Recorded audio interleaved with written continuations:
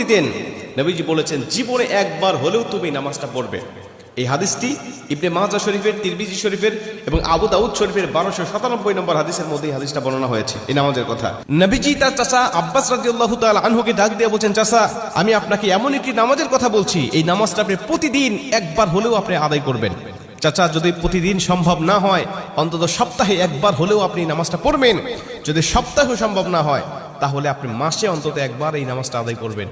চাচা, যদি মাসেও আপনার পক্ষে কষ্টকর হয়ে যায়, বছরে একবার পড়বেন। যদি বছরেও না পারেন, জীবদ্দশায় অন্তত একবার হলেও নামাজটা পড়বেন। কারণ এই নামাজটা এত পাওয়ারফুল নামাজ। এই নামাজটা আদায় করার কারণে আপনার প্রকাশ্যে অপ্রকাশ্যে যত গুনাহ করেছেন, আপনার ইচ্ছায় অনিচ্ছায় যত গুনাহ করেছেন, আপনার অতীত জীবনে যত গুনাহ করেছেন, সব গুনাহ আল্লাহ আপনাকে ক্ষমা করে দেবে। চাচা, এই নামাজটার নিয়মটা একটু ব্যতিক্রম।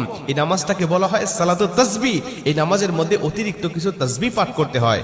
সুবহানাল্লাহ।